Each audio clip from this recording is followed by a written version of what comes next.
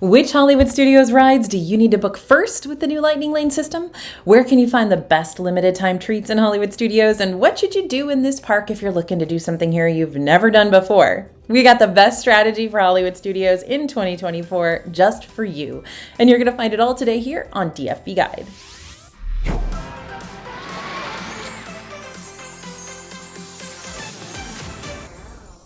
Hey everybody, it's AJ for Disney Food Vlog, and we're taking you to Hollywood. Well, Hollywood Studios. I don't want to deal with the California traffic right now. If you're planning on going to Hollywood Studios later this year or even in 2025, then you're going to need to know how to go about this park in the best, most convenient, and most efficient way you can to do everything. So let's get to it. First up, when you're using the new Lightning Lane system. I get it, you haven't gotten a chance to really get acquainted with this new multi-pass, single pass situation that went live on July 24th.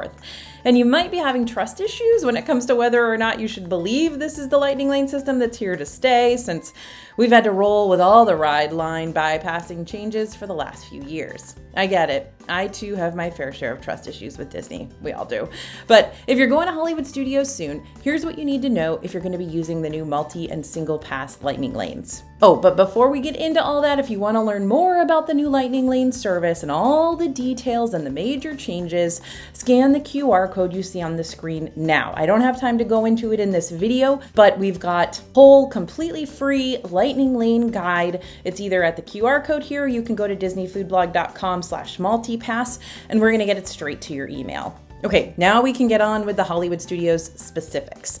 With the new multi-pass/single pass service, you'll be able to book a select number of Lightning Lanes before your trip. For multi-pass, you're going to book up to 3 Lightning Lanes in advance, either 7 days before your trip if you're staying at a Disney-owned hotel, or 3 days before your trip if you're staying off property. For single pass Lightning Lanes, which is the a la carte version of the multi-pass service, used to be called individual Lightning Lanes, and these service the most popular Disney rides, you can also book these at the same time that you book your multi-passes, but you'll only be able to hold 2 at a time. That being said, Hollywood Studios only has one single pass that you need to worry about, Rise of the Resistance. So if you don't plan on park hopping that day, you won't need to invest in a second single pass. Okay, so when it comes to multi-passes, the rides are broken up into 2 tiers. You can only make one advanced selection from the Tier 1 category, but you can make 2 or all 3 of your advanced selections from the Tier 2 category. In the first tier at Hollywood Studios, rides include Mickey and Minnie's Runaway Railway, Millennium Falcon, Smuggler's Run, Rock and Roller Coaster starring Aerosmith, and Slinky Dog Dash. Now, if your family wants to prioritize Slinky Dog, or even if you're just slightly interested in ticking it off your Disney World bucket list, then you need to select good old Slink as your Tier 1 option. While yes, each of these rides can get really busy during the day, the wait for Slinky Dog can get grueling since a good portion of its queue is outdoors, under the direct sunlight.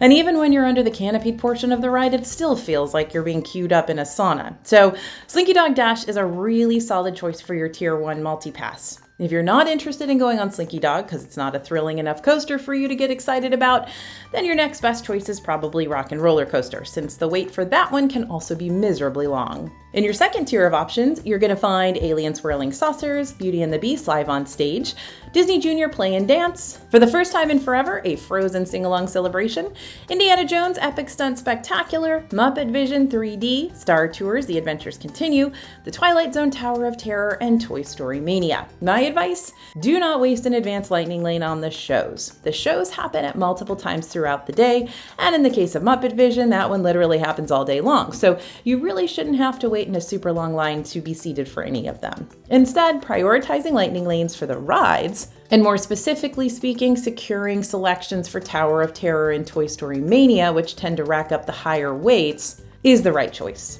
So what about when your main priority is Rise of the Resistance? When it comes to Rise and the single pass for that one, it might be a worthy investment for your group, especially if you only plan on checking out Hollywood Studios for one day of your vacation and you don't want to spend a good chunk of that day waiting in line.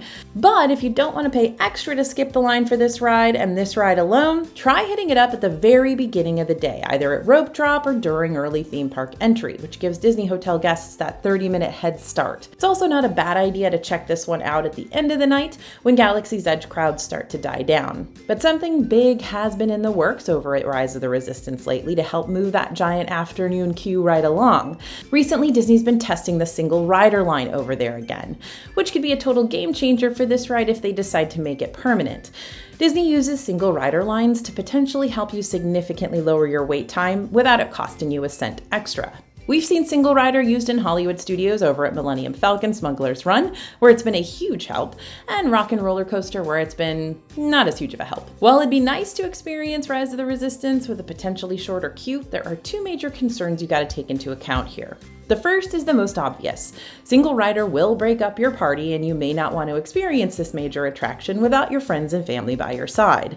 And the second is a little more shocking. When our DFB reporter spoke with one of the Rise cast members, we learned that if you choose to wait in that single rider queue, you're going to skip past most, if not all, of the pre-show elements of Rise of the Resistance. This means you'll skip the room with the ray projection, the transport vehicle, and potentially even the Stormtrooper room, though we've heard from some readers that they were actually dropped off in the Stormtrooper room. Now, if you've done this ride plenty of times, then this may not be a big deal for you. But if this is your first time and only time riding Rise of the Resistance, single rider probably isn't the way to go, since the multiple pre-shows throughout the queue give you a lot of backstory and immersive elements. Ultimately, it all depends on what you want from your ride experience, but if you're heading to Disney World soon, you might want to keep your eyes peeled for this sign if the main queue is just way too long for you to endure. Now, what happens when the weather starts to look nasty? Here's the really good news. The only ride that's really impacted by bad weather in Hollywood studios is Slinky Dog Dash. Otherwise, all the other rides around the park either happen indoors or in a covered area, so you should just be able to slip on a poncho and still continue with your regularly scheduled Hollywood studios activities. That's awesome, because if you're in Magic Kingdom, basically the whole park shuts down. Now, here's the really bad news.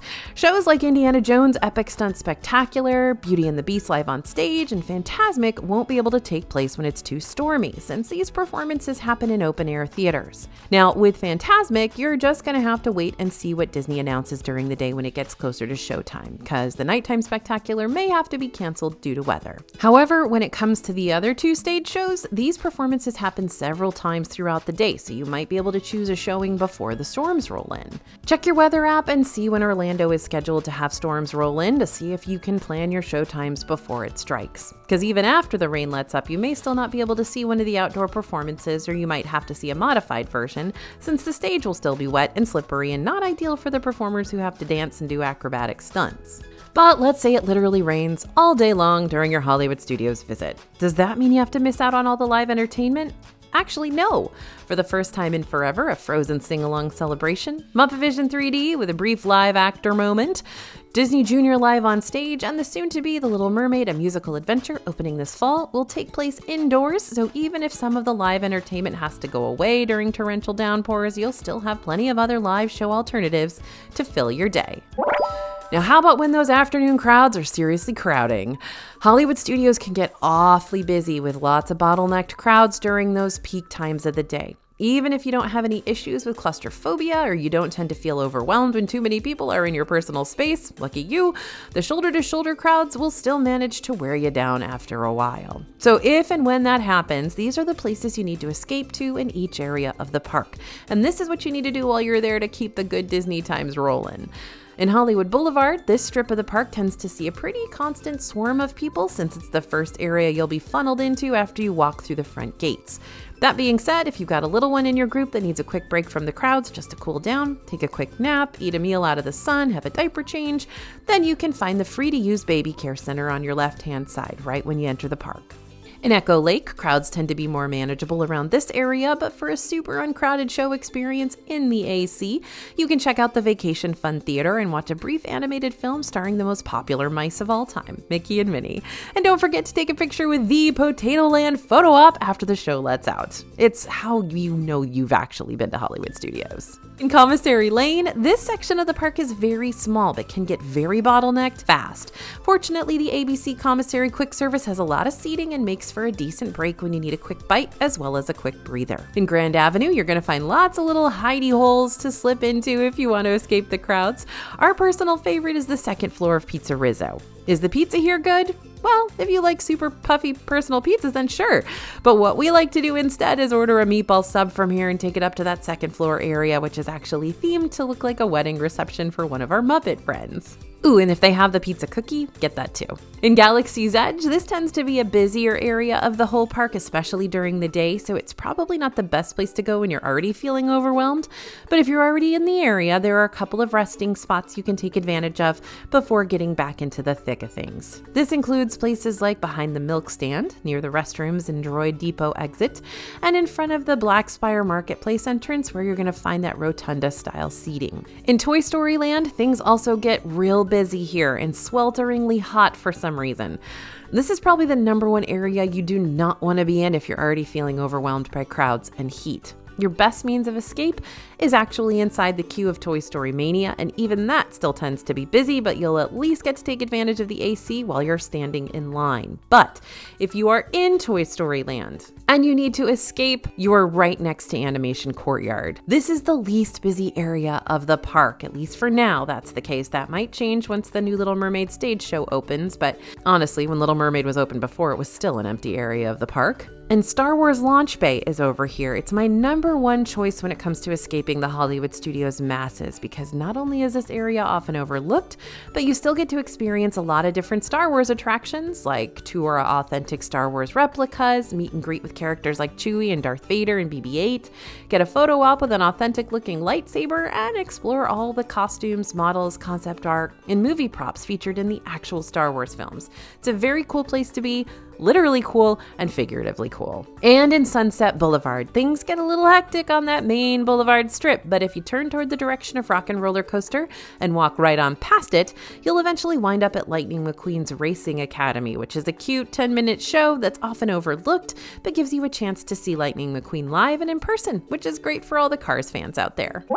And now it's time to talk holidays. Guess who's back again? Jollywood is back. Tell a friend. Bria says she's trying to get me to sing, but that's not going to happen. Now, Jollywood Nights is returning to Hollywood Studios in 2024 and is going to take place on select nights from November 9th to December 21st. Tickets this year range from $159 to $179 per ticket plus tax, but all prices vary by event date.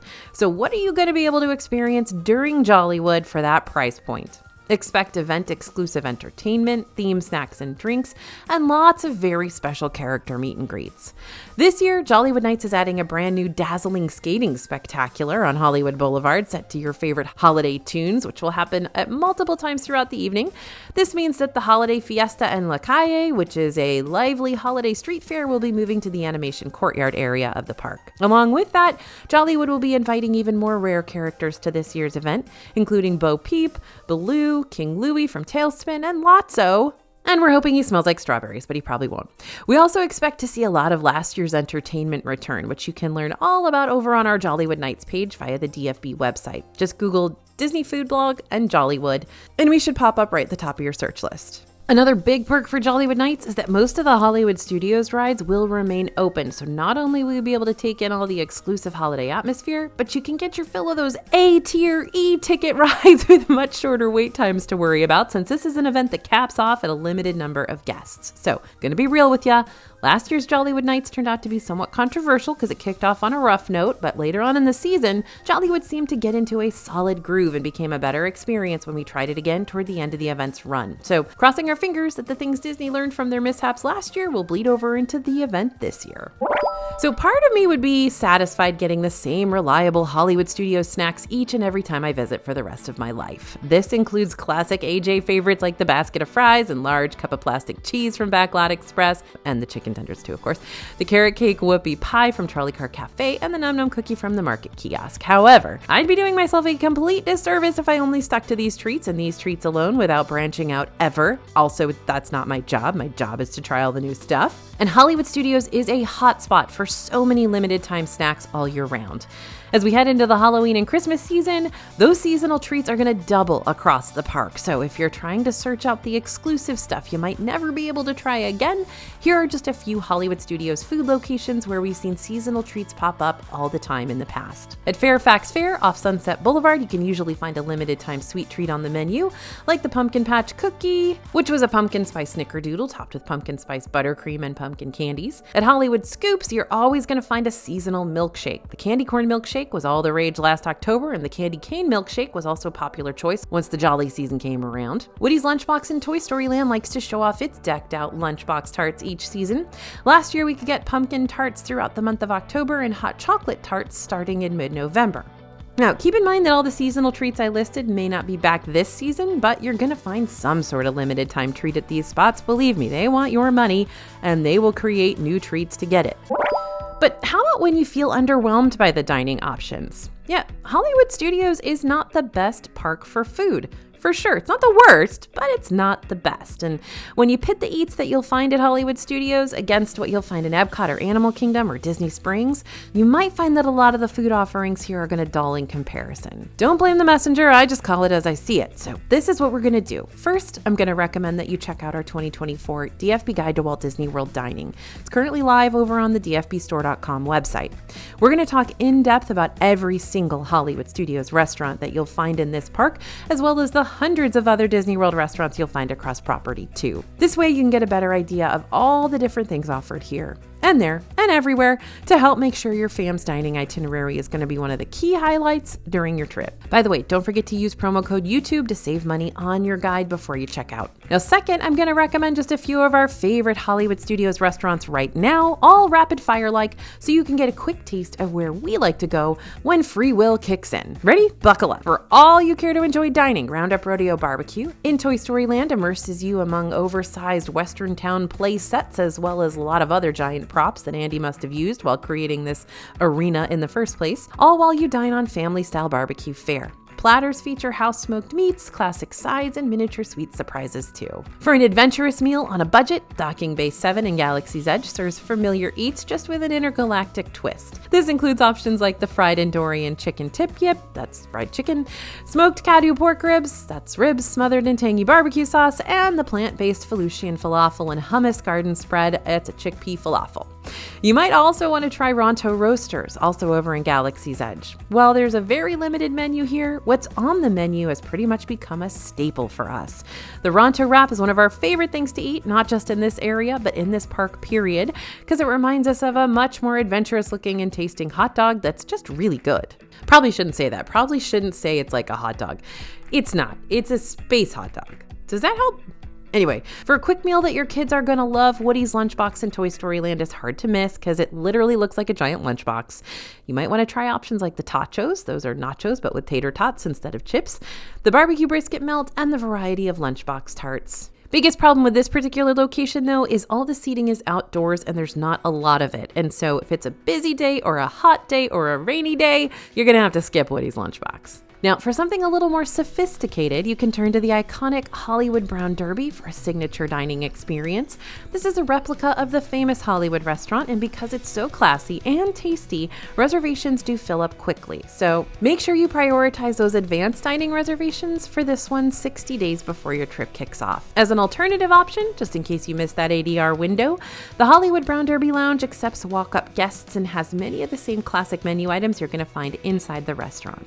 Some of our favorite eats here are the famous Cobb salad, the chorizo stuffed free-range chicken, and the grapefruit cake for dessert. Now, Hollywood Brown Derby Lounge is all outside seating, so again, if it's hot, rainy, crowded, this might not be the best option. So where do you go if it is hot, rainy, or crowded? You want to go to ABC Commissary. This restaurant is a giant, absolutely giant quick service restaurant with lots of seating, and although we used to hate the menu here, it's gotten a lot better in the last couple of years, and now we actually recommend it. And finally, if you want dinner and a show, Sci-Fi Dine-In Theater is designed to look like a real working and super retro drive-in theater, except all indoors.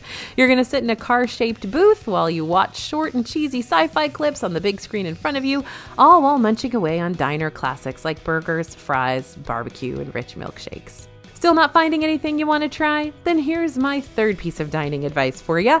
Don't forget that you're more than welcome to save your money and pack a lunch for your day in the park. Disney is more than cool with you packing a little picnic for your family, who's just as satisfied with PB&J sandwiches as they would be with a $15 plus entree. Just make sure you follow Disney's guidelines and don't bring any foods or drinks inside glass containers. Don't bring anything that needs to be reheated or kept frozen, and don't bring any alcoholic beverages or foods that have a super potent smell. Yep, that's actually a rule.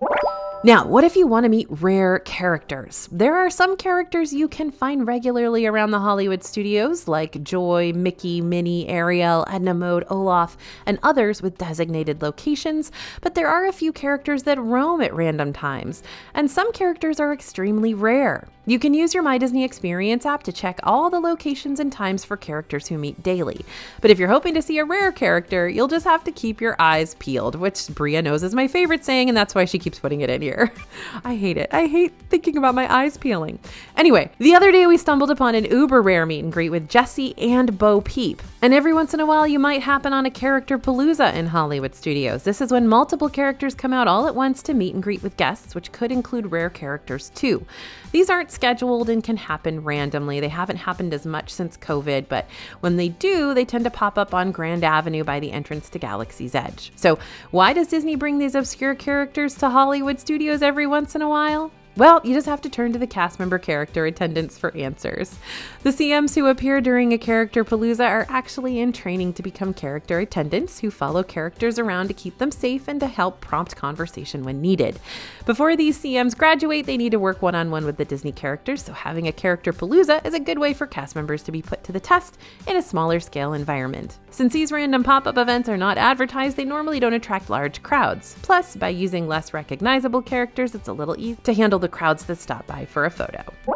So Hollywood studios might feel like chaos and crowds at times, but having a solid strategy will make all the difference between having the best day here or having a stressful day here. So stay tuned for more Hollywood studios updates and additions to come, and don't forget to download our new MultiPass Lightning Lane guide over at disneyfoodblog.com/multipass. Thanks for listening, everyone, and thanks for watching. As always, this is AJ for Disney Food Blog, and we'll see you real soon.